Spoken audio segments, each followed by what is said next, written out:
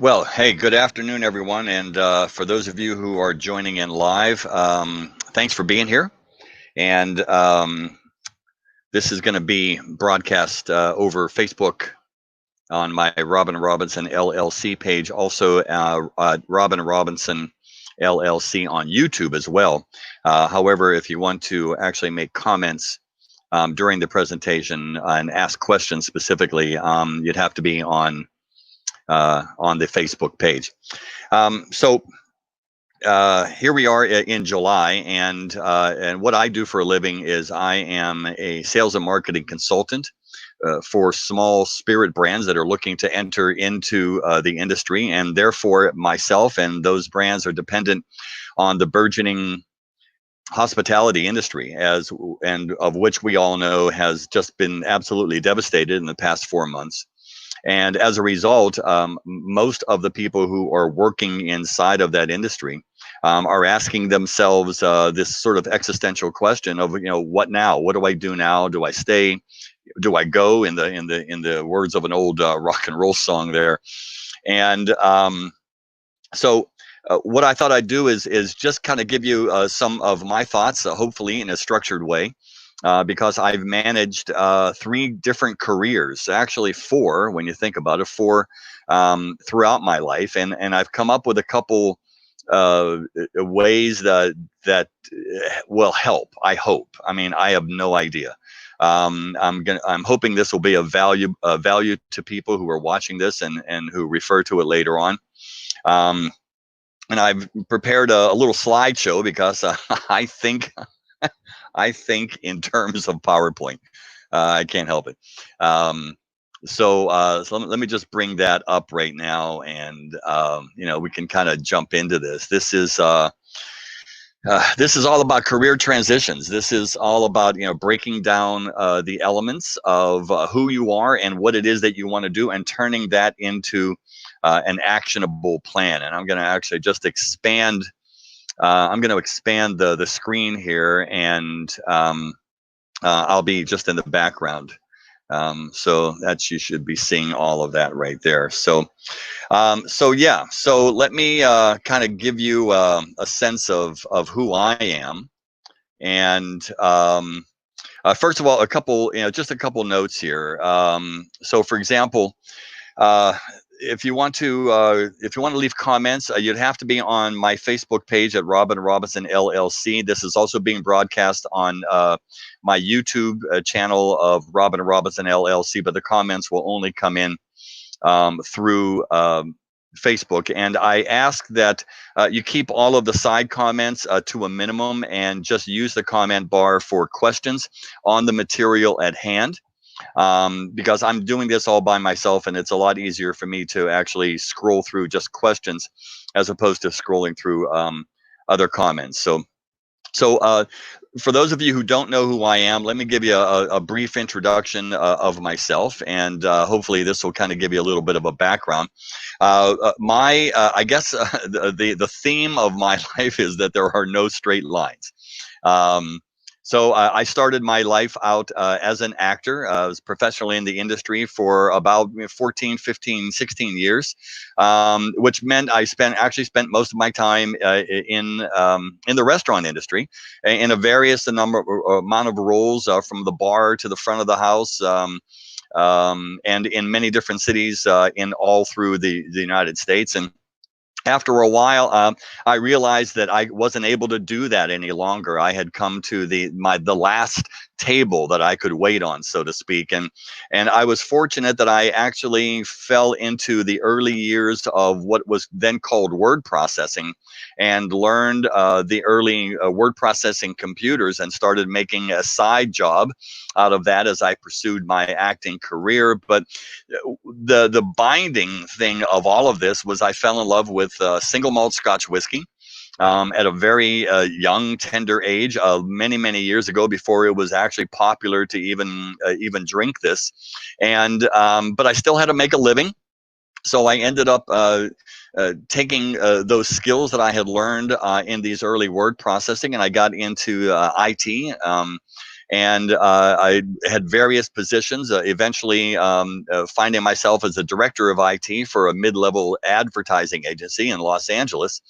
And then that eventually led to me becoming part of the whole Silicon Valley bubble that happened in the 90s and in the early 2000s. And over a period of about 12 years, I worked for a number of different um, Silicon Valley startup companies selling, high tech, mission critical, enterprise level software from business to business.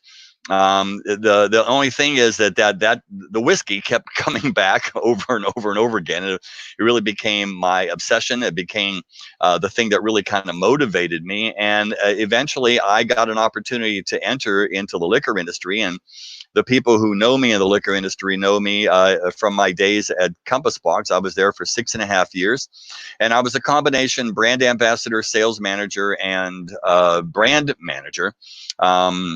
At a time when Compass Box was sort of like in its early years. And then after about 6.5 years, it was time to move on to something else. And that's when I created what I am in right now, which is Robin Robinson LLC, which is my own consulting company. And what I do is I create narratives and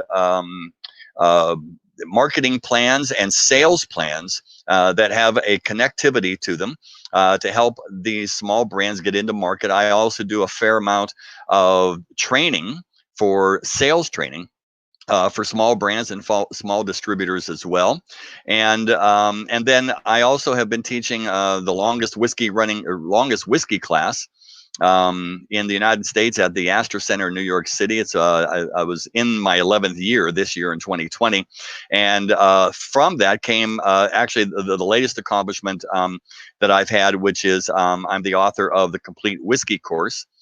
Which has been out for sale since October of 2019, and it's available now. So this was sort of like the roundabout way that my life came about. But you'll see that there was a plan underneath that. And before I go anywhere else here, I just want to address like what is the 800-pound gorilla in the room on this, and that is this: I am a white heterosexual male living in America in the 21st century. And so over the years, it was the realization that, I actually was born holding the golden ticket, so to speak.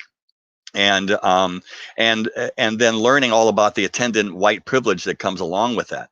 And so did some of this happen because of who I was and what I looked like? And yes, I'm sure some of it did, but I don't want that to take away from the work that I actually had to do. And we're not going to go into the long years of drought and the suffering and the doubt and everything that I went through that is universal to everyone. And that's what I'm hoping is going to be cognizant here throughout this entire presentation. There's a universality that we all have, and I happen to go through it. And hopefully, from my experiences, you'll be able to find a way for you to actually move through this as well.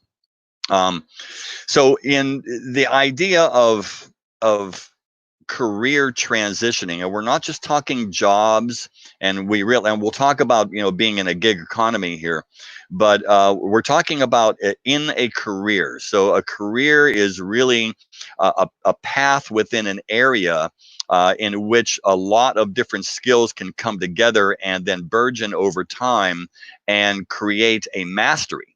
And that's actually what we're talking about. So that's different from just flitting from job to job. So I just want to make that distinction immediately. And throughout, as I looked back and started putting together how all of this happened, it did happen with three different sort of phases that were attendant, and each one of these is actually done in order, and each one is linked. And what I hope to do is then link these all together for you to actually show how the psychological preparation that you do becomes the strategy that you create, and then the tactics that make that strategy come to life. So we're going to take these one by one here. We'll take the psychological first. And before that, I'm just going to check to see if there are any questions.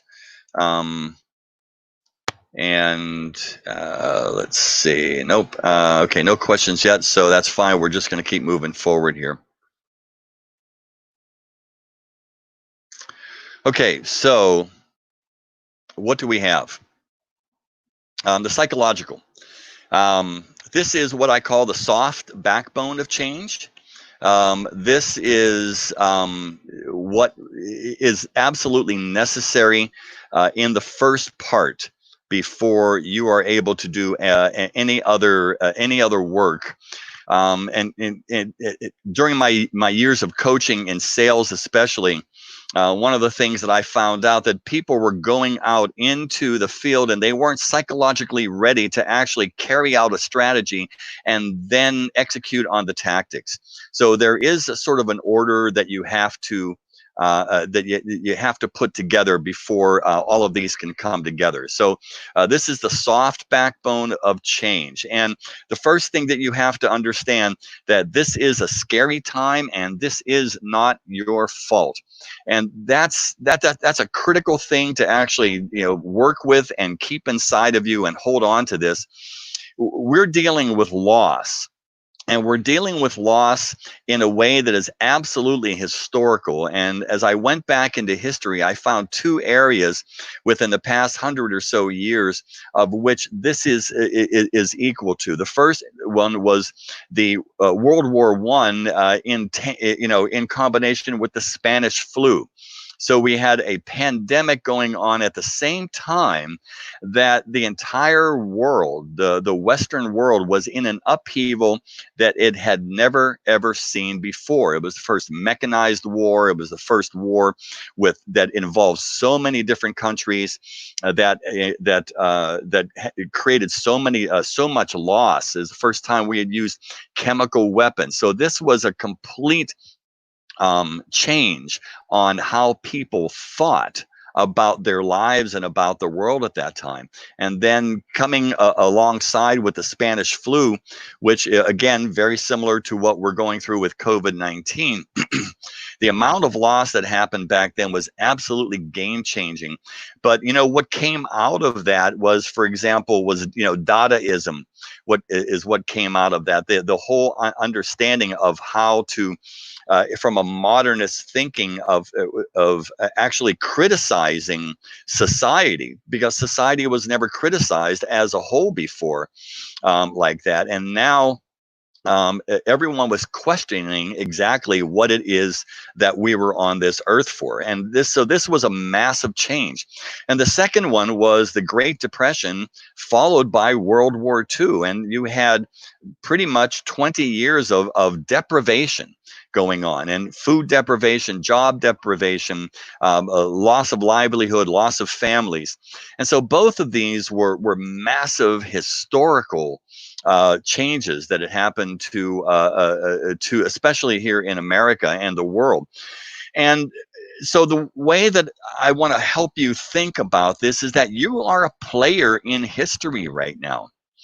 You're living here in the time. You're love in the time of cholera. We're living in the time of COVID, and in this time of COVID, we have only two opportunities to think about where we're at. Number one, why did this happen to me? Or I see opportunity. This is the only thing that we can actually grasp right now in order to get our hands. Now, one of these, why did this happen to me, gives us a sense of defeatism and failure, and maybe even a sense of victimhood. At the same time, there is opportunity out there. And along with this, I don't want to downplay the other social upheaval that is going on right now, especially with Black Lives Matter and an entire rethinking about our place with each other. But I just want to focus this on what has caused really the big economic disruption that we're moving through right now, and then how we get out of that. The other thing I want you to kind of focus on is that we're going to go through a process, and it is the process of adjustment, and that is the key to our outcome. The process of adjustment is the key to the outcome. So process is key here. Going through the steps is actually the key to getting to the end of where we want to go. The first thing that is going to grip us and the first thing that is going to hold us in place is fear. And everyone knows that from a visceral level. Everyone has their own sense of what fear means to them on an individual level. And one of the things I want to just warn us all about is that fear can become an addiction. It can become the thing that actually sets off the dopamine inside of you, but it does not help you move forward. And the thing is what happens is once you become enraptured with fear, once you become part of that, then you become like a fear abuser, and then you start gathering other things around you in which it allows the fear to come out. You know, if you find yourself saying it's too complicated, or I don't have enough time, or people hold me back, or this happened, you're allowing fear to actually take part of your persona right now. And there's a counter to that. And the counter to that are things that we actually can find in nature and within ourselves. Many people, for example, are so afraid that, you know, the boat sailed and I missed this opportunity. But, you know, there's a metaphor there. You know, if you feel that the boat has sailed, then the way to heal that, and this is, you know, from my position in life right now, looking back over all these years, this has really been the thing that has helped me.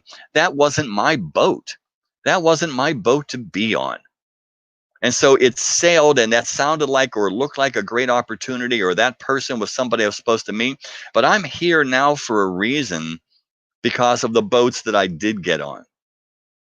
So keep that in mind, because that is going to help us actually help heal the natural parts of fear that are going to be attendant to this. And we're human, and it's just going to happen. Now, the opposite of fear then, and the way to actually move across from that, is to understand what motivation is, because motivation is our action. And there are three principles of motivation. And over my lifetime, I found that each one of these has been really attendant in my ability to actually stake my place in the next chapter that I wanted to go, weave my way through the dark area there, and then find myself and establish myself into this new chapter. So I'm going to check for questions one more time to see if there are any questions coming up here. And so far, not yet. So we'll keep going forward.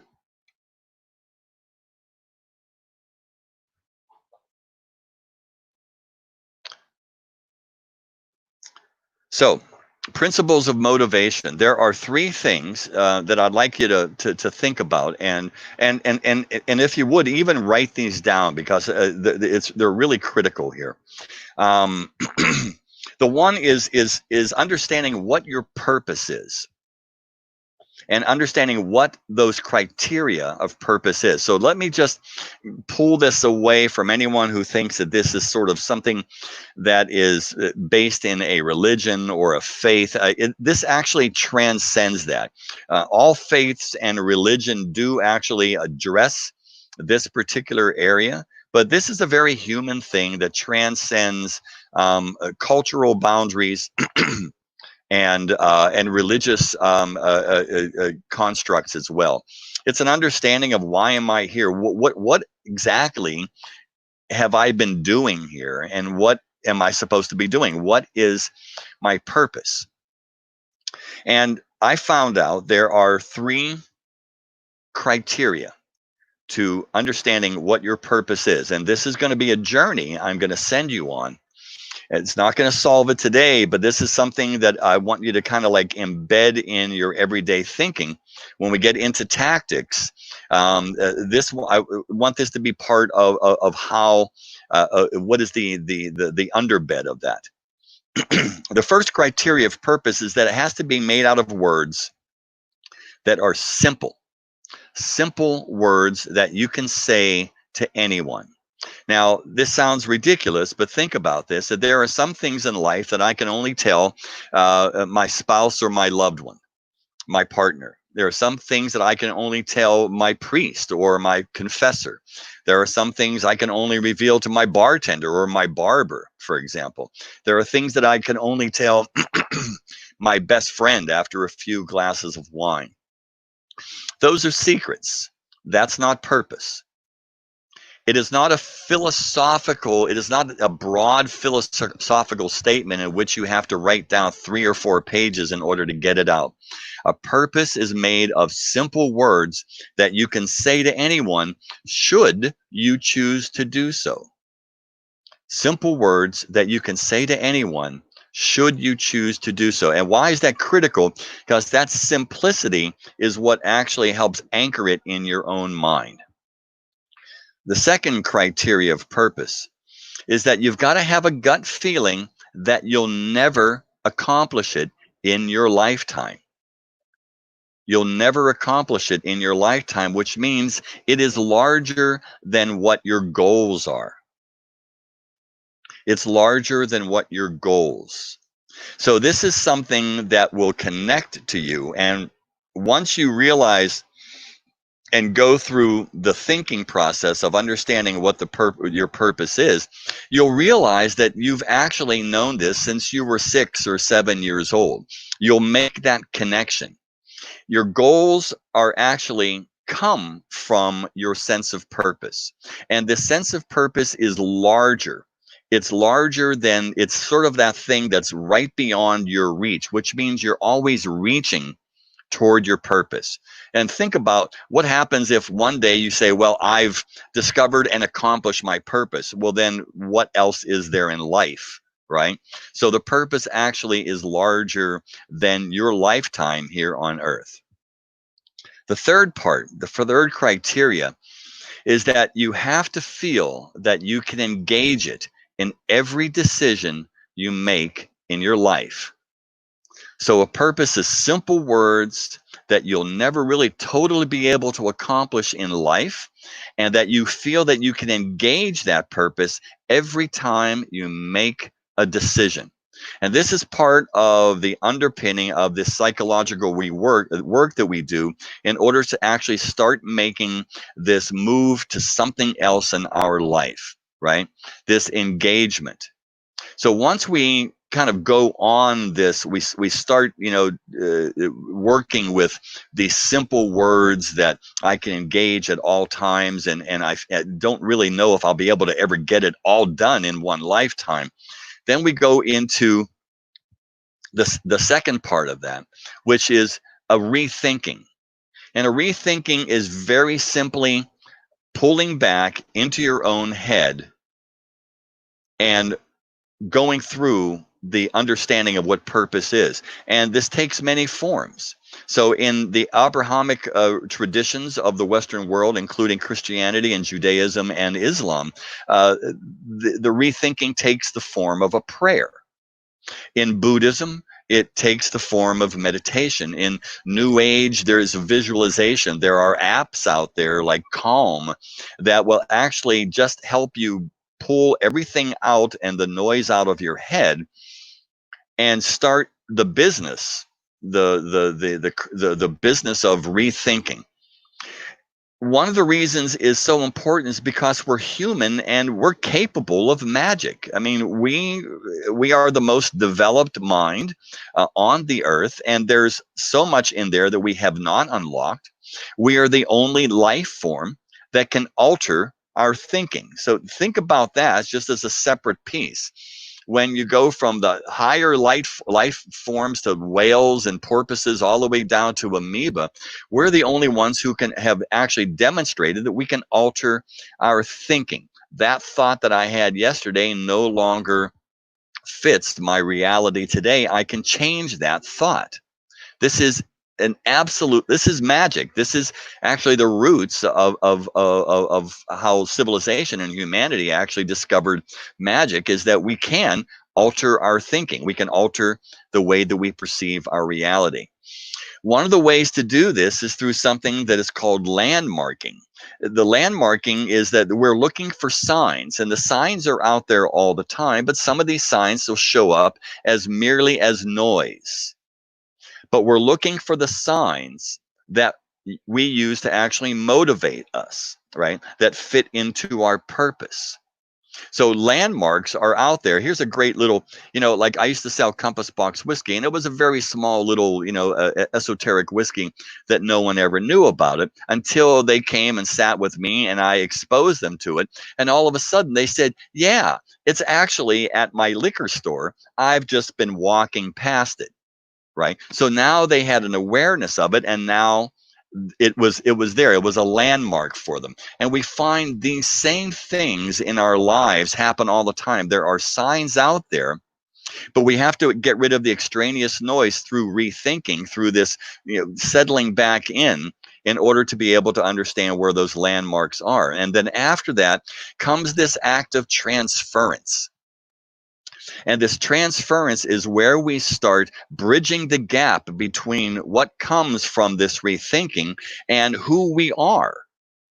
Because quite honestly, and I've met a lot of people in my life, there are a lot of people who go through life who still don't have a sense of who it is that they are. And we know that. You and I, we come in contact with these people all the time, and they may not be aware of it, and we may not be able to have the words to describe it. But it comes down to people who are moving through life and not really having a sense of who they are. So the transference for them hasn't been made from their thinking out into the actionable world. So we have the idea of purpose, the rethinking that helps to sharpen it. And then after that is vigilance. Vigilance is absolutely critical, because vigilance is your commitment to constancy. It's your commitment that it must be maintained, that the landmarks will now be shown, and I'm going to pay attention to them. And a lot of this actually has to do with habituating or rehabituating ourselves, that changing of our thoughts. If you go back to early sociological studies from the 20th century, people have found out that it takes between 9 and 21 days to rehabituate or change a habit or start a habit or stop a habit. I was a 2-pack a day cigarette smoker for 24 years. And then I made a decision to change. I went to a behavior modification course that was set up by the American Lung Association, and they were preaching this exact same thing, this 9 to 21 days. And it took 9 to 21 days for me to actually change my habit. And I haven't had a cigarette, since then, right? There are other tactics that are involved, but that was sort of the core. The thing about vigilance is this: as soon as you declare that, okay, I found this and I'm going to keep this and develop this. This is when all of the opposite things come up. And this is how we know that we're human. This is when all the doubts come up. This is when the second guessing comes up. This is when all the fear starts to resurge again, right? The act of rejoicing in those, right, is healing, because now we're seeing them as challenges to my vigilance, right? And not things that I gather around me as an abuser of fear. So we've got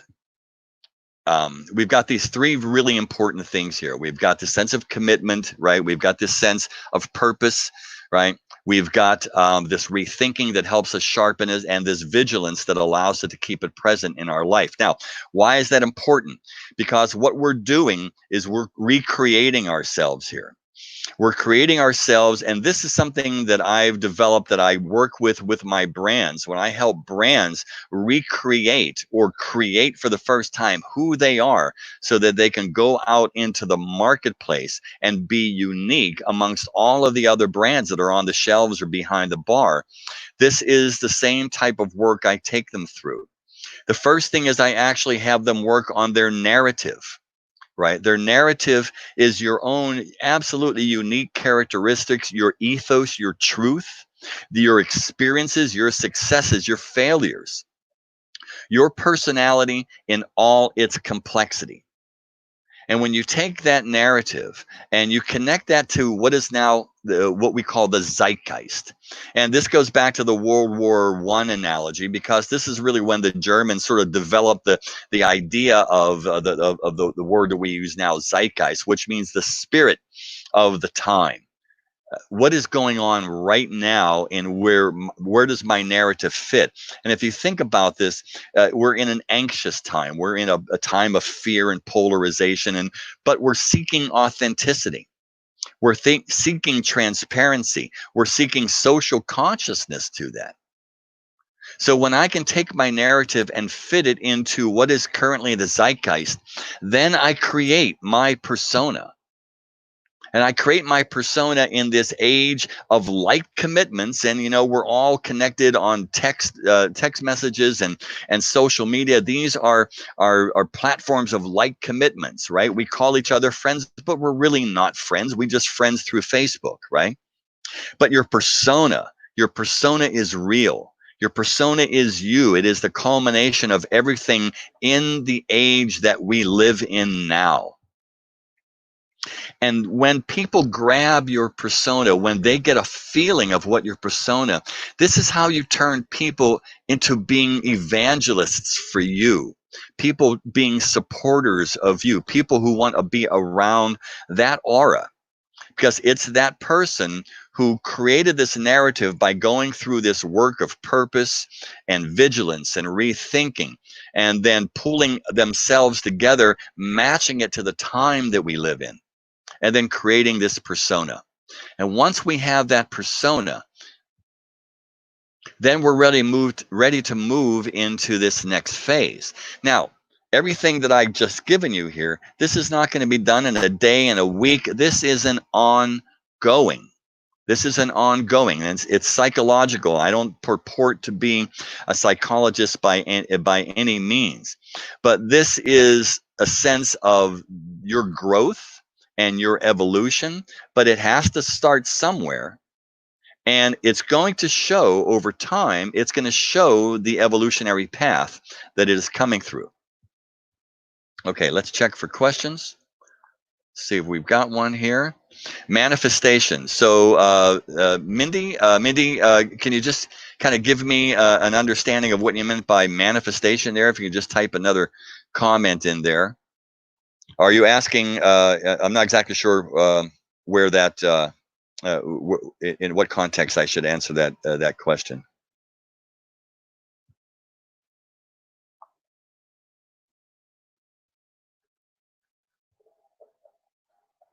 If let me anticipate, if what I think is like, how do I actually do something with this, then we're actually moving in that direction. We're going to go through strategy, and we're going to go into tactics, and maybe that will answer the question of manifestation for you. But if not, then bring that question back up for me, and then I'll move I'll move through this.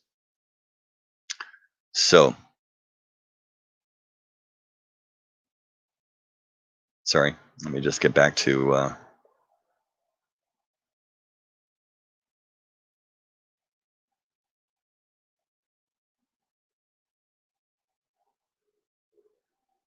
there we go. Okay, so this is the psychological part.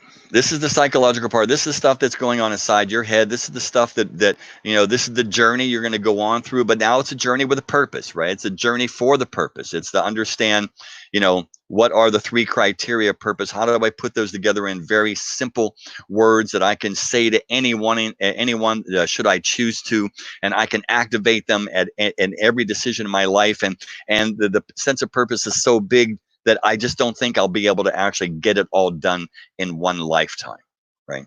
And then that moves us into what is now the strategic part of a career transition.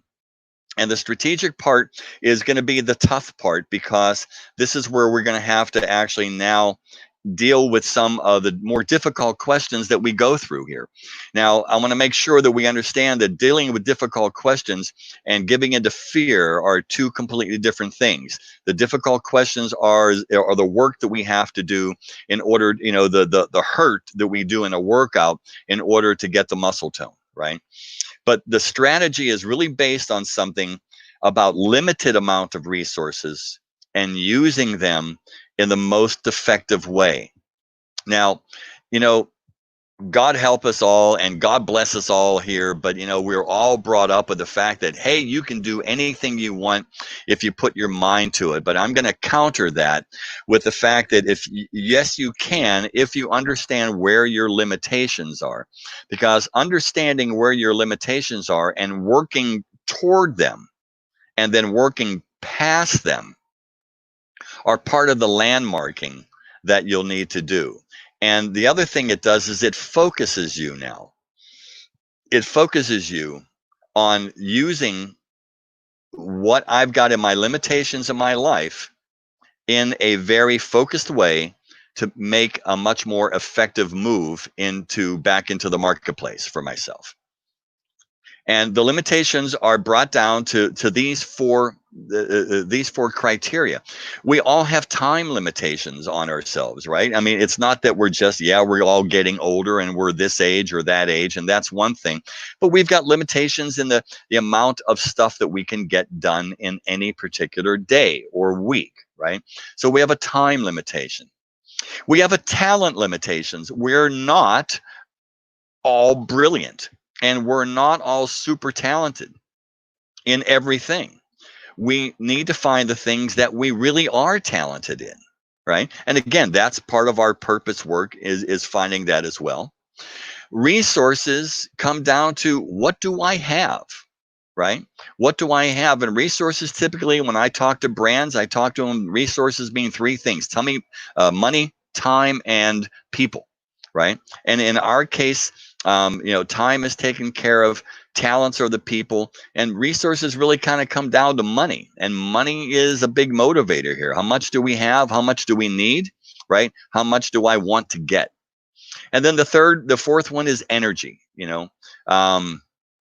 creatively and specifically using our energy in a limited way, in a targeted way, allows us to become much more effective than just burning energy off. I'll give you an analogy. The electricity comes in a lot of different forms, and the most natural form of electricity, of course, is lightning, right? But lightning is static electricity. It bounces all over the place, and you never know where it's going to hit, and mostly it's destructive. But it was when Edison and then Tesla put together the whole idea of taking energy, electricity, and attaching it to a thing in order to charge that particular thing. Then that lightning, right, became work oriented, and the electricity became something that can be used. And that's essentially what we're trying to do with ourselves. We're trying to capture that energy and use it in the right way, in the most efficient way. So one of the things we want to do is actually start prioritizing our search criteria, right? And our search criteria, the first thing that we're looking for is, number one, what is the thing that is actually awakes the most passion and lifeblood in me? And how do I match that with areas that are most likely to hire me for that reason? So let that sink in for a second. We have to prioritize our search criteria, because again, we're not searching for jobs. We're searching for a career. Okay, we're searching for a career. And so we're going to match up a bunch of things so that I'm not drifting off and say, wow, that sounds great. And then tomorrow someone else gives me an idea. Wow, that's maybe something I should go into. That's the static electricity working. Okay.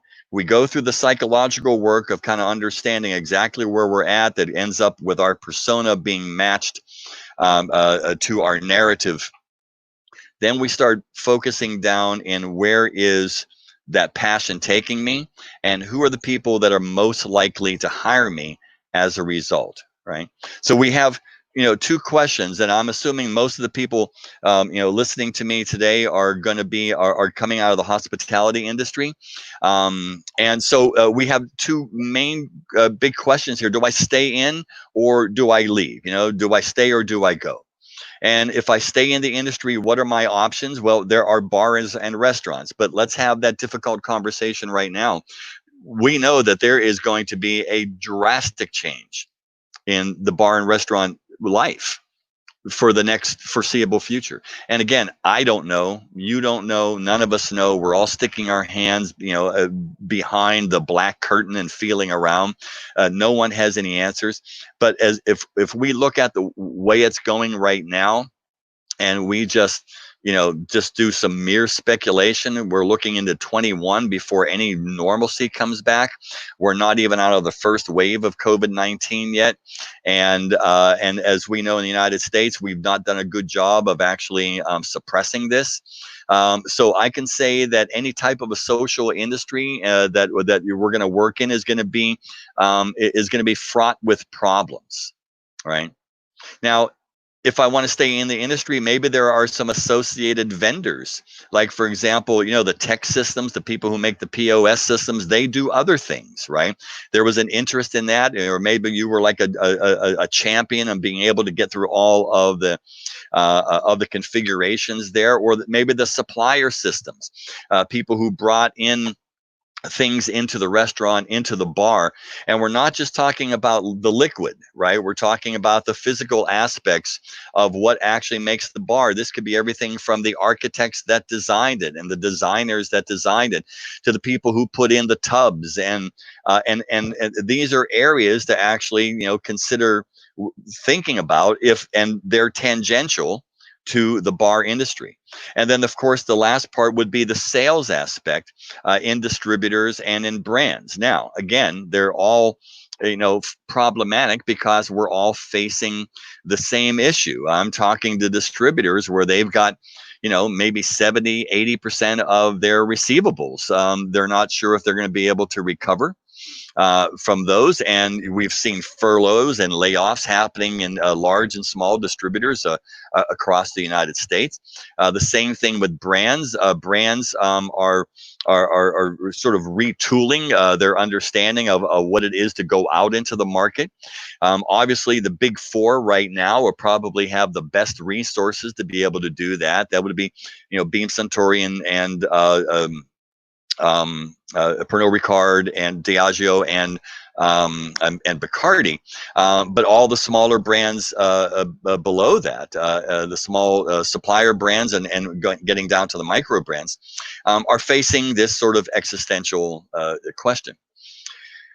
The next thought about this, about choosing a direction, is, do I leave the industry? And then a lot of people are thinking, well, maybe I should just start my own business. But here is where I want to caution you, because you have to ask the question, am I an entrepreneur?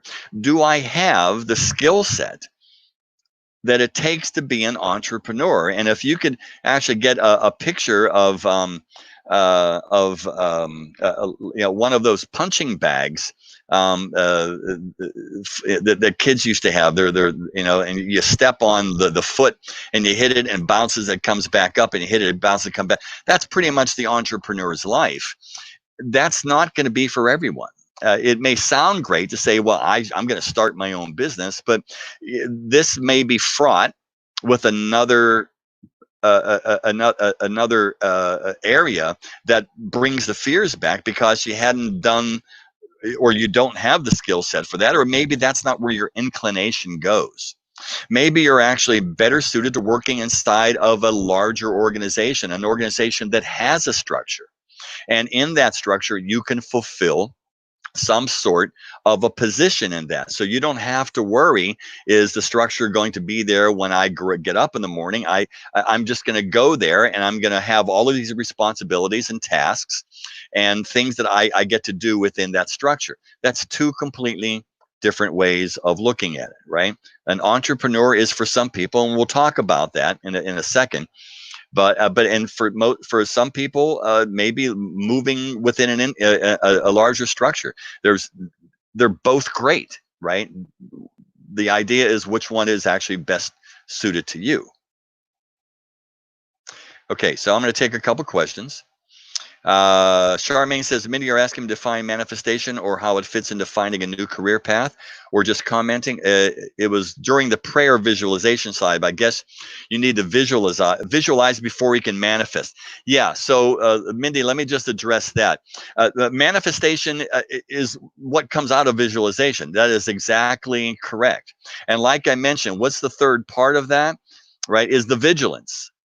Right? Because after the rethinking, right? After the rethinking comes all the doubts.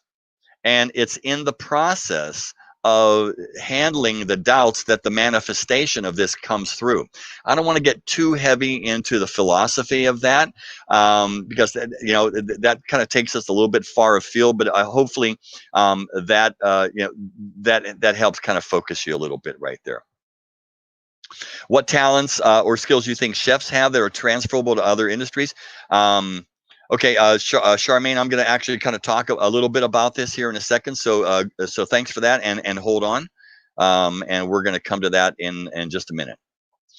Okay, so let's go into like the work that you do now. So, for example, what are the elements of your work that currently appeal to you? So I'm talking to you people in the restaurant industry, right? What are the elements of that work? What are the fundamentals of that work? And this could be in the kitchen, and this could be in the front of the house, right? Are they task oriented and systematic? Like, for example, I'm an ace at actually getting the mise en place, the setup, right? I've conquered ordering. I know how pricing works. I know how to deal with my vendors.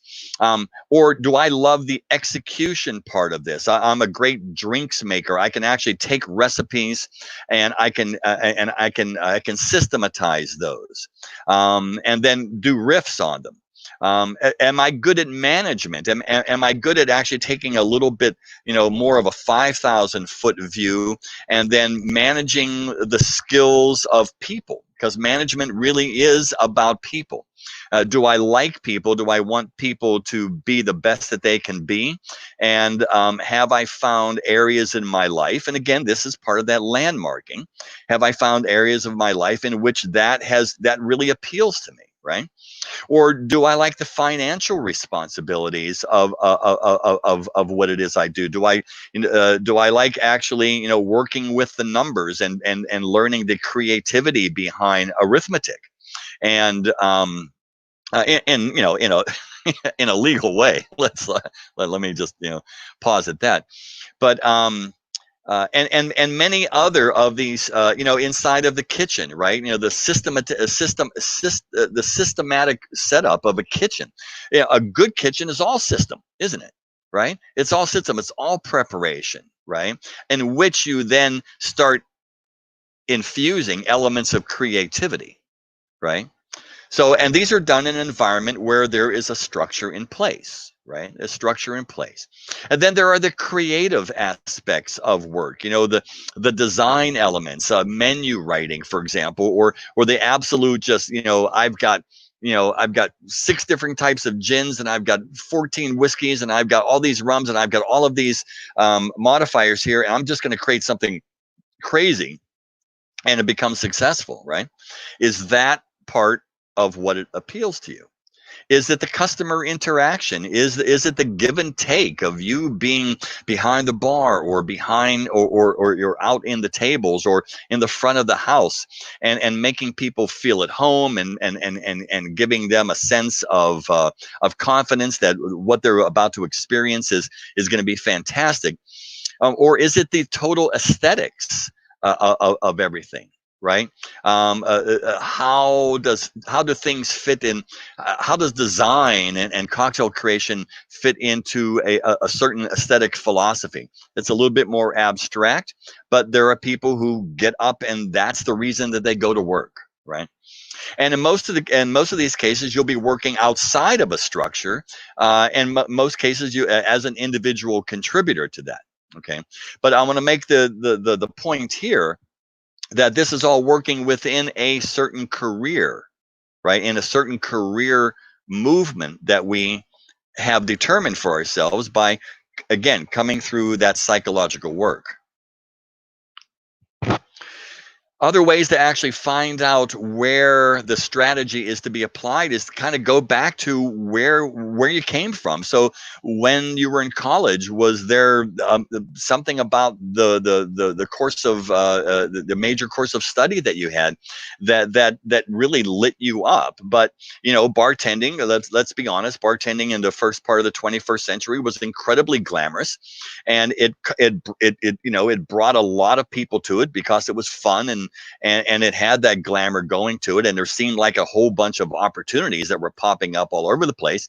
And maybe you left something back there that still you kind of like, you know, late at night say, gee, I wonder, right?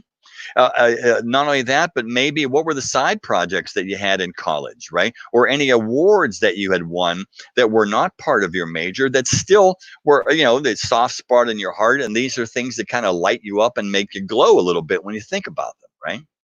If you're in humanities, you know, you probably found yourself more adaptable to, you know, abstract thinking and empathetic thinking and research and a focus on internationalism, and focusing on like a global perspective of things. And if you came out with a business degree, perhaps you're more empirical. Statistics are something that really grab you. You can actually see the poetry inside of statistics, and there's a certain logic that goes through that. So these are areas from your college days in which you can plumb to actually start now understanding where your landmarks are. Now, in trade school, for example, if you went to, you know, a culinary school, if you went for IT and computers and mechanics, in healthcare, and you moved into the bar or hospitality world, where are areas in there? And of course, you've changed since then, right? You know, you went into IT computers, and then, you know, you love the glamour and excitement and the creativity of the bar world, and that looks like it may be coming to an end. Is there? I'm changed now. Do I still fit into where I was thinking I was before, and I had this training done? So these are areas for questions, and these are areas to plumb resources from. Okay, so what that brings us to is kind of like, well, where do we put this? And so I just, you know, did some searches, which is I'm assuring I'm assuming that you're all doing. And where are the opportunities? So just in Inc. magazine, these were the 8 best industries for starting a business in 2020. Now, this, of course, was done in January, right? So again, we still have the black curtain in front of us, but look at this: clean water technology, gender neutral personal care. So it's not just guy stuff and women stuff, but, you know, personal care products, right, is actually huge, right, in that are gender neutral. Gun violence prevention, right? This is actually a business. This is actually a business. And when I plumbed it a little bit deeper, it was absolutely fascinating. The types of organizations, and they're not all, you know, 501c and nonprofits that are involved in gun violence prevention. Food, healthier junk foods, right? I mean, I'm an addicted fan of of Shark Tank, and a lot of what comes on a Shark Tank and actually gets a shark to get behind them are healthier junk foods, right? Next wave logistics. What are next wave logistics? Logistics is how we get things from one place to another. It's part of the supply chain. Well, this is all changing as a result of technology. And that means all of the materials are changing and the modes of transportation are changing as a result. And this is spurring an enormous, here's the one example is just the idea of driverless trucks. What is a kind of an example of next wave logistics? Pet wearables, right? If anything has popped up on our social media feeds, is that everyone got a pet suddenly, right? And we're out walking them and we're taking pictures of them. And the whole idea of wearables for them, not just for tracking them, but for also for pets that actually need like constant medication or something like this. This is huge. Space technology, always, right? And sustainable consumer goods, right? Again, it fits that sort of like that zeitgeist of sustainability right there, right? So those are just 10 examples of where some opportunities are out there. And then we talk about the skill sets that are in demand, right? So here are and this was on a LinkedIn article, and these were the 5 top skill sets that and I can tell you these are absolutely 100% right on target. Creativity, persuasion, collaboration, working in a group with others, right? Adaptability, emotional intelligence. I am going to make the the postulation, and I'm sure I'll get some flack on this, but I think the MFA is the new MBA. The MFA, the Master in Fine Arts, is actually the new MBA, the Master of Business Administration, because of the fact that these top 5 soft skills are absolutely critical to in the workplace of the future. And then hard skills, blockchain, right? So we're, cryptocurrency, and blockchain is so much bigger than cryptocurrency. It's so much bigger. It is worth, it's its own seminar. You can find them up on YouTube. Cloud computing, obviously, right? I mean, everything is, the moving to a cloud. Analytical reasoning, right? There's data, and then there's analysis, and that happens in government, that happens in business, that happens in your daily life. I get stuff in, but now I have to actually have the ability to analyze that and come up with results. Artificial intelligence, obviously, when I was in tech, I was with small little startups. We were the first guys doing knowledge bases, and the first people doing AI that is part of our life today. UX design, and so this is kind of neat because this is amorphous, but UX design essentially means user experience. And this is a combination of design and philosophy and thought. It's pretty amorphous. A great example of last gen UX design is your iPhone, right? That was specifically, done as a design, orientation, not a technical orientation, but as a design orientation. So you can kind of take that. That's a lot of fun to explore. Business analysis. Absolutely. Business analysts are used in every aspect. And again, if your passions are in like helping people and in government, then that business analysis actually has a direct correlation into that. Affiliate marketing, right? So we are now completely dispersed all over the business world, and affiliate marketing is the ability to actually handle the marketing transactions and financial transactions that happen with all of the clicks that we're doing up online. Sales, the oldest in mankind, the oldest profession in mankind, and still tracking big in the top 10, right? Scientific computing, video production, these are all part of these top 10 hard skills that LinkedIn had just posted. So, and that gives me an opportunity to kind of make a pitch. I'm a salesman. I've always been a salesman, and I'm going to reveal something else to you here in a second. But first, I'm going to check for more. Okay, so questions, we're good on questions here, so I'm going to go back to this. Okay, I identify myself as a salesman. Everything that I've done as a salesman, but I'm going to go back and reveal to you what my purpose is. So remember, it's supposed to be simple words that you can tell anyone should you decide to. So I'm going to make the decision to tell you what my purpose is. My purpose in life is to make change by getting the word out. Simple words. I can say that to anyone, and I can tell you that that has an enormous emotional impact to me because I've been doing this since I was 6 years old. By getting the word out, I affect change. So I was in acting. That was a form of that. I was in sales. That is a form of that. I could have gone into copywriting. I could have gone into public relations. All of those were to my purpose. And in each one of those, I would have found a sense of happiness because they really spoke to what my purpose is. Do I think I'm going to be able to change everything in my lifetime? Hell no, right? Hell no, right? So along the way, I've got goals that I've set depending on the context that I was in. So that's my purpose. And how I choose to manifest that, I chose to manifest it in sales.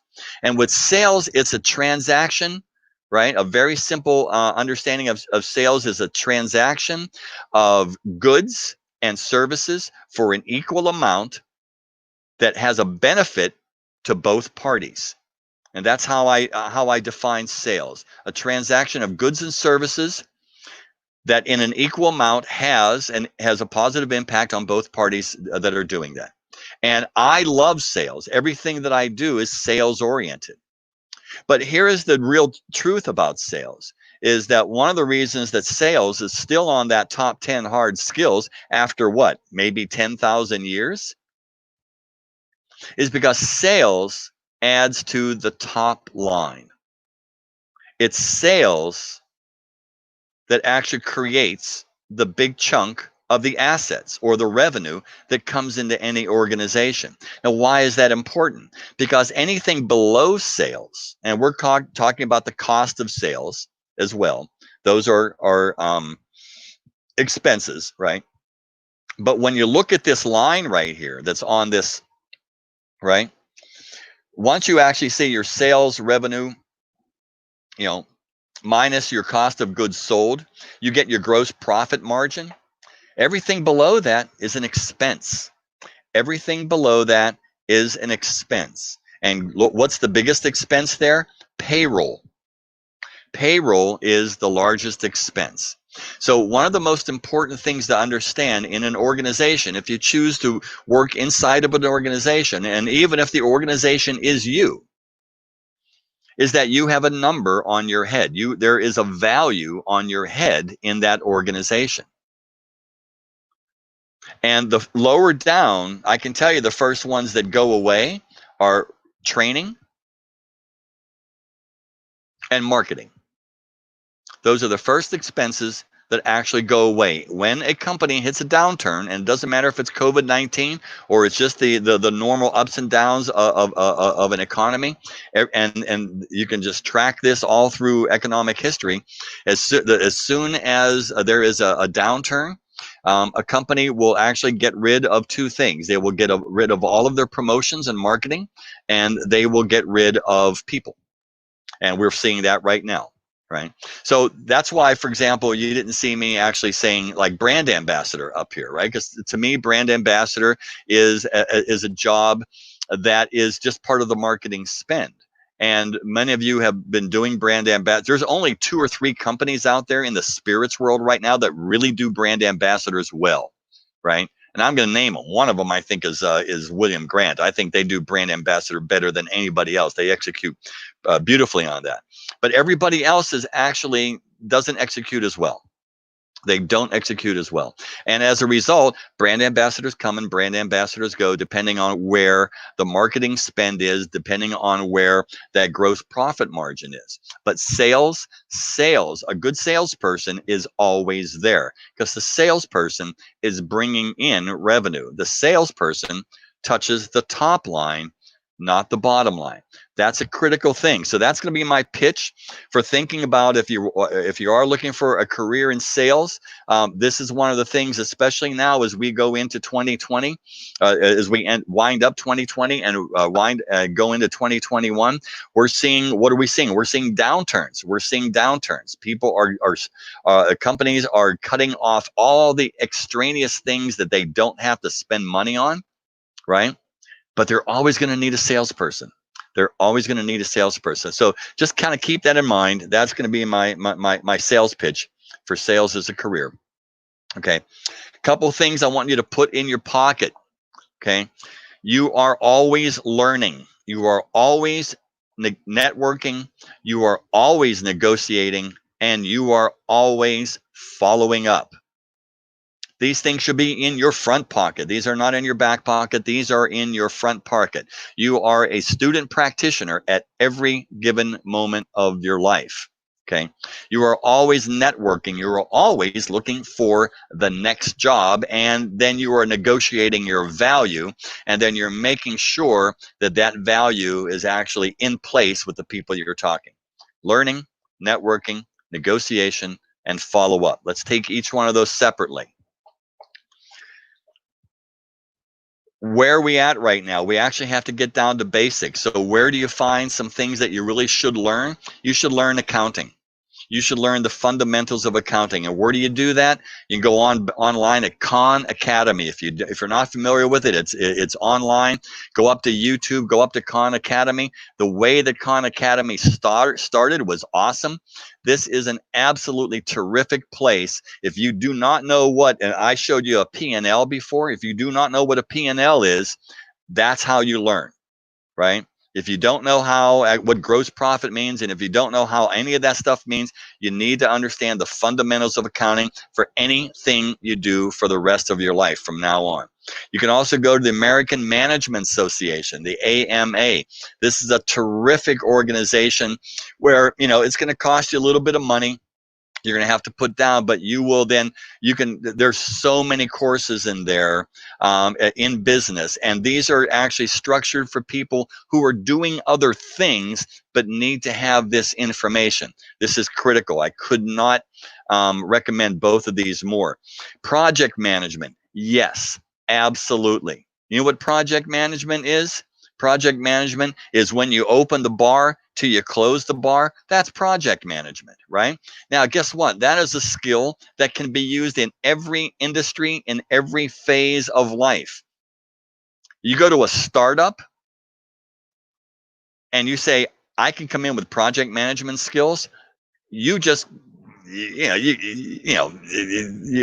a vice president or a COO within 6 months, right? You walk into an organization that actually has specific areas of discipline. You go into a college, university environment. Project management is absolutely critical. Where do you find out? American Management Association, again, Coursera online. And then you've got online apps like Trello and ClickUp, and these are project management courses. This is essentially working. You can put a project management together when you do a calendar on an Excel spreadsheet. That's a very simplified form of it, right? Negotiation. Learn how to negotiate. That is absolutely critical. We're going to talk a little bit more about that later. Toastmasters International, great place to actually learn skills of negotiation. A new skill or a continuation of a passion that was put aside.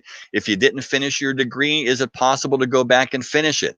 If you got a degree, is it possible, or is there a desire to actually get an advanced degree in that, right? Or do you want to actually make a move over to a trade school, right? For example, maybe you just love the idea that you were in the front of the house and you loved how the kitchen all came together. You want to learn how to cook, and that's a way to go. You want to go into IT, into healthcare, into a trade school. Speaking and presentation, absolutely critical. Now, especially now that we're going to be in the age of Zoom, right? And where do you learn that? Toastmasters International. That's the best $100 a year that you'll ever spend in your life, right? So I highly recommend that as well. So let's talk about learning. Then we got networking, right? So number one, tell everyone you know that you're looking for a job. Tell everyone you know, right? Get the support from your family and friends, and you're going to have to go out and solicit them, and you're going to solicit their support because you are going to create a team, because Americans love to be on teams. We love our sports teams. We love our teams at work. We love that sense of camaraderie. Guess what? Your job is to get a job, and in order to get that job, you need a team.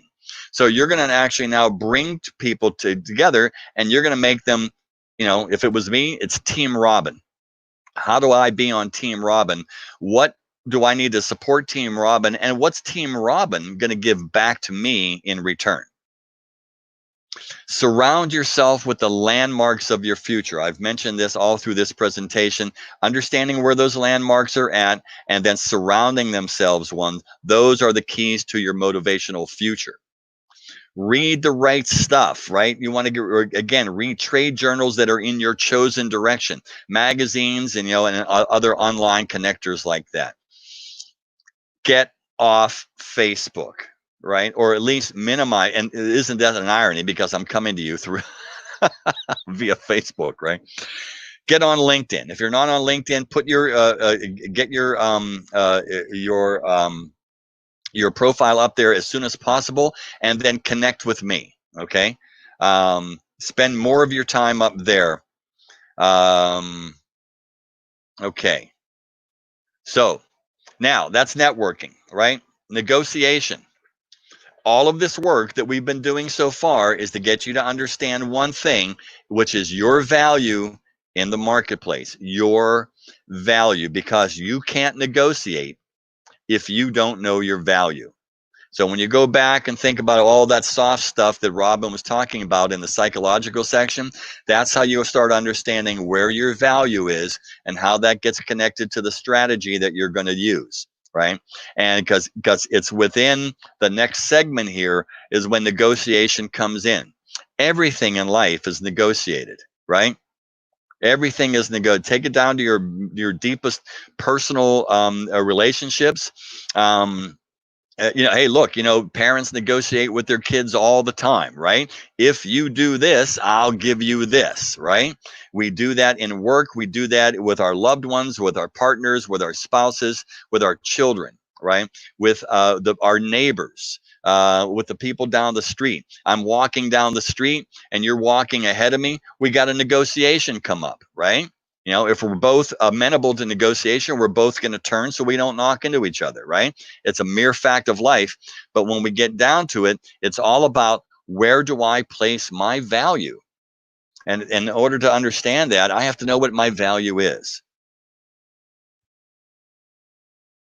That brings us to the last part of this, which is the tactics.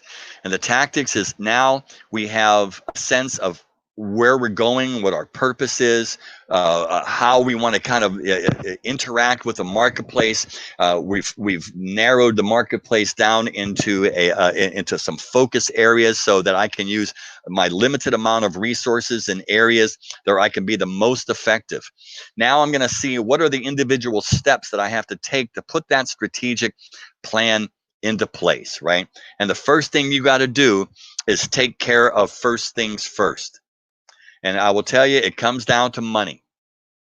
So if you're in a situation right now, and I know a lot of bartenders are in this, where money is the big thing, you have to take care of that first. And that means you have to do what you got to do. You have to take care of your basic needs. If you have to get a survival job, get a survival job. Is it bagging groceries at Trader Joe's? Get it before someone else does, right? You have to take care of that first. Are you living in a city that's too damn expensive, and it always was, but it was okay because you were actually, you were pulling so many shifts, bar shifts? That city is no longer the city that's amenable to your lifestyle. You have to think about relocating. If I relocate, can I actually go back and rely on family support? Guess what? I'm going to have to I'm going to have to swallow some pride. I'm going to have to make amends with somebody, but I have to do this first. Do I need money in a way that I have to take a personal loan out? What's the best? Do I have anything that I can use as collateral? Do I have a family member that I trust that won't screw me? Right? These are the first things first. This is basic needs. You have to take care of basic needs first before you can get into the frame of mind to create the search that creates the new life. So one thing at a time, as painful as they may be, and they are painful. And I'm not going to have a problem telling you that I went through pain like this. I had a wife and a baby, and I wasn't able to actually feed them, and I wasn't able to support them with what I was making. And I have no problem telling you that on the weekends, I used to read palms on Venice Beach, right? That was my support job, and I actually was, well, actually I was actually quite good at it, and I made a good amount of money. Right now, am I going to be a palm reader for the rest of my life? No. I actually had developed a skill in palm reading. I said, I'm going to use this to make money. I was out there at 5 o'clock in the morning, actually jockeying with the other tarot card readers and psychics out there for spaces on prime parts of the Venice Boardwalk real estate. And I would sit there the entire day, all day Saturday and all day Sunday. My wife and daughter would busy themselves being at the beach, and and I made money. I did what I needed to do in order for me to get to the next point that I had to get to. Okay, so don't feel bad, just do it. Okay, because you're a salesperson.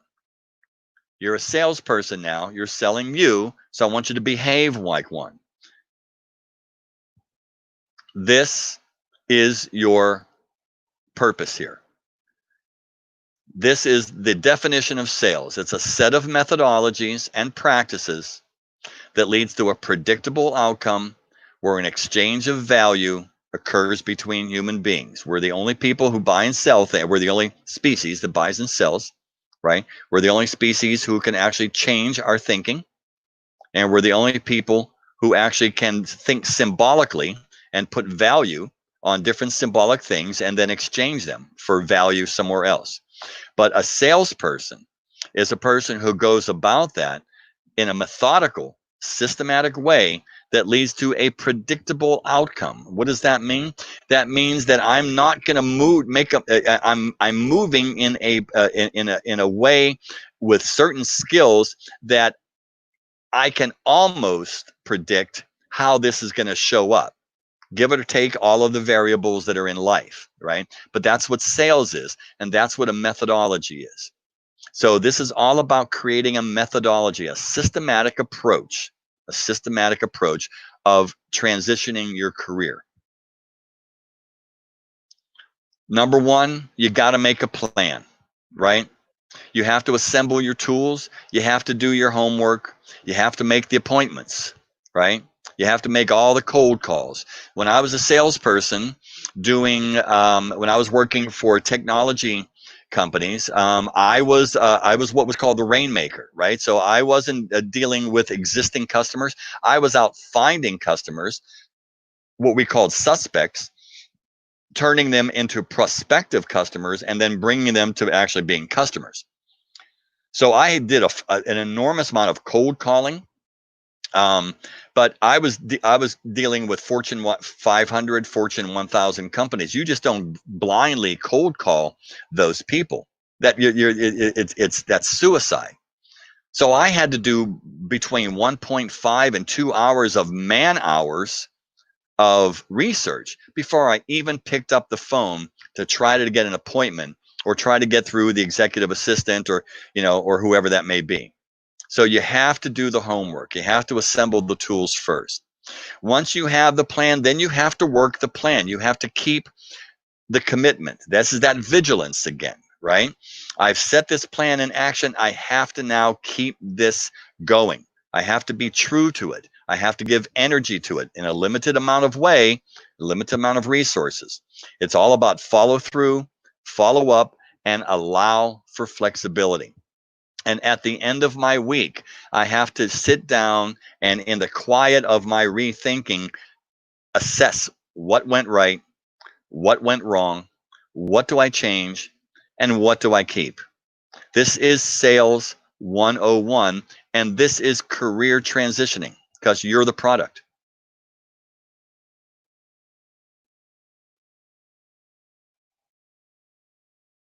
Okay, let me see. Okay, right? So time management. One of the best time management, and I've gone through a lot of time management courses. One of the best time management I've come across is actually Stephen Covey, and you can read about this in his book, 7 Habits of Highly Effective People. This is habit number 4, first things first. And it shows you how to actually prioritize things in your life. I'm just going to introduce this to you so that you can do research on your own. But in all things in life, we want to be up and to the right. In all quadrants, we want to be up and to the right. So we want to spend our time in relationship building, planning, and guess what? Recreation. Yeah, that's critical. Recreation, right? Unfortunately, we end up spending a lot of time in urgent and important things like crises and pressing problems and projects with deadlines, right? The things that are not important and urgent are things like interruptions and phone calls and texts, right? And emails, right? And what happens is that when we work out of one, if we're one of those people that says, I'm just going to wait for it to actually all build up and then I can really focus, right? How many people are like that, right? The true procrastinators that have worked through, the rationalization for procrastination and say, I'm great at a crisis. And what's happened, you're getting dopamine hits, right? From the urgency. And what happens that there is a crash, because that was a sugar high. And what do you end up doing? You end up down in quadrant 4, don't you? You end up down doing busy work, right? You end up these days you're on Facebook and you're scrolling through Instagram and Twitter all the time, right? Because you're working from crisis with a dopamine rush and then the sugar high drops off and you end up in quadrant 4. This is a prescription for disaster, right? It's up and to the right. You work on things that are important but not urgent. Important but not urgent. And that's where all of that work prior to this, hopefully, will lead us through. Let me give it an example of what a week looks like. So, for example, I do a lot of mentoring and coaching for salespeople in brand organizations and in distributor organizations. And even though some of them may be working with a CRM, a customer relationship management tool, that doesn't necessarily tell them how they should actually structure their entire life. Because you got to remember, you're a person, right? And you're an employee. You're a person looking for a job, and you're a person that needs sustenance, right? So you've got, you're a neighbor, you're an aunt, you're an uncle, you're a son, you're a daughter, you're a father, you're all of these things. And you have to put all of these into your life. So you have to start looking at your life about, how do I actually want to structure this? So here's a great example of a salesperson, about, how they want to structure their life. Look what's in the middle, right? Their biggest part of their life is account visits. Absolutely. That's what a salesperson does. But the salesperson knows that in the liquor industry, the account visits are actually best located Tuesday, Wednesday, and Thursday because nobody wants to see you on Friday and not everyone's in on Monday and don't even show up on Saturday and Sunday, right? So if that is the focus of my week, then I have to get all of these other things done. So how do I prioritize them? And how do I put them in a place where I can methodically approach my week? Look what happens at the end of Sunday. Sunday evening is my time for reviewing and then pre-plan for next week so that I don't show up on Monday morning, say, I got to put my plan together. On Sunday night, I visualize my plan based on the review that I just did of my prior week. And that means Monday morning, when I actually start right here, and I'm saying, let's say, for example, this starts at maybe 10 o'clock, research, asking for appointments. I'm already in the right frame of mind to do this. And yeah, you got to take some time out for lunch. Here's some last thoughts. Do the dream work first and then put the action plan together that makes it happen. Okay. Our minds are made of magic. Take advantage of it. Understand your limitations. It makes targeting easier. It does. Follow up on everything you put in motion, which means your targets are fewer because you can't follow up on everything. You follow up on the things that are important based on your understanding of the magic that comes from you and the limitations that your actual natural self put around it. If you're wasting psychic energy, you're still wasting energy, right? And do not forget about luck and timing. It's an inevitable part of this. I can't tell you how many times luck came into my life and timing came into my life. And if it doesn't happen for you, just go back and remember about that analogy about the boat. I missed that boat. That wasn't the boat I was supposed to be on. So the last thing I want to leave you with is not my story. It's somebody else's story. It's a guy named Jerry Leininger. And I met him when he came to do a speech in front of a sales organization that I was part of.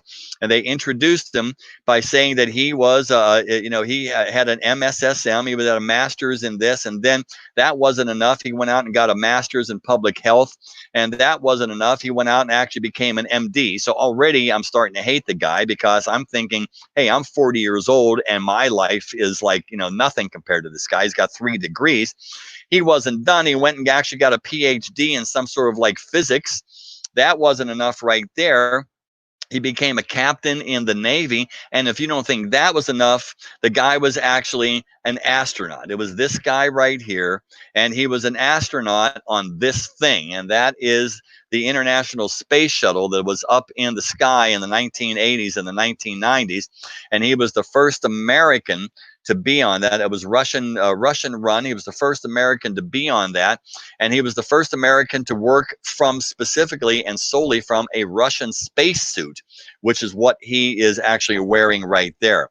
And the story that he told was absolutely remarkable because you see all of those solar panels that are actually powering that thing as it's actually, miles, I don't know how many miles it is above circling around Earth. But one of those solar panels went bad and he was elected to fix it. And after having done all of these hours of space training and spacewalks and doing all of the different jobs that you do in there, he was elected to actually take a solar panel out to the very end of that boom on the back of that and replace it. So he goes out to the very end of that boom and he's holding on there. Now think about this. If just picture a guy holding on to that metal pole out there, and he has a little utility belt, and he undoes one of those. Undoes the bad solar panel and allows it to float off in space. And before he can do anything else, that act of watching that float off in space actually kicked off a very human reaction. He froze. He went into such a freeze that he went into a white knuckle freeze. He held on to that metal pole on the end of that boom right there. And of course, inside of those spaceships, that kicks off all of these sensors. And so now he's got Vladivostok in one ear and he's got Houston in the other ear. And they're both thinking, okay, what's going on? What's his sweat, his pulse, his breathing, everything is now completely abnormal because he freaked out. And he freaked out because he realized that he was going 27,000 miles an hour. And you would freak out too. And he did. He went white knuckle and started to realize that not only was he jeopardizing the mission, but he was jeopardizing his life, right? He's holding on to this spaceship 30 miles above the Earth, and it's going 27,000 miles an hour. And then he started to think, it's going 27,000 miles an hour, 27,000 miles an hour. This thing is going 27,000 miles an hour, and I'm riding this thing that's going 27. I'm going 27,000 miles an hour. I'm a friggin' space cowboy. And all of a sudden, as he started following that system of thought, all of the sensors started noticing that all of his autonomic responses were kind of going back to normal because he's thinking, wait until I land. I'm going to walk into a bar. You want to buy me a drink? No, man, I'm going to buy you a drink. I just, went 27,000 fucking miles an hour, pal. I buy the drinks here. And that is proof. It's proof that magic happens in your own brain, that we can change how we think. All we have to do is follow a systemized way of thinking. There's two people I want to shout out to here that actually, when I posted this up on Industry United and Facebook, one was Mark Bettler. Mark Bettler, who is in New Orleans. This guy is an absolute terrific a resource. He is out there fighting the good fight down there with his restaurants in New Orleans, and making waves, against with the mayor and the city council, so I would suggest you reach out to Mark. Another person is Jason Luttrell. Jason. I've known Jason for many years now, and Jason has always impressed me. The first time I was really blown away by what he did was when during Hurricane Katrina, and he was president of the USBG, and he put together cleanup crews of bartenders that went out and helped bars get back on their feet. And I said, wow, this guy is like beyond being just any other person. And now Jason is in a part of his life where he's got his own consulting company, and he's adding incredible value to the industry. So I would suggest you reach out and seek out both of these gentlemen, because they're great resources. If you want to get in touch with me, this is how you can do it. Again, here's the irony: you can find me on Facebook and on Instagram, but actually I spend most of my time on LinkedIn. So I hope this was of some value to everyone. Thanks for sticking by. If there are some questions, actually, just let me one last pass for questions here. Is this a recording going to stay online to watch again or share? Yes. So this recording is now permanently on my Facebook page, and it is on my YouTube page as well, also under Robin Robinson LLC. So it'll be there indefinitely, so you can refer back to that. Thanks, everybody. I hope this was of some value to you. Good luck out there, and I'm looking forward to actually having a drink with you all. And yeah, I'm buying. Okay.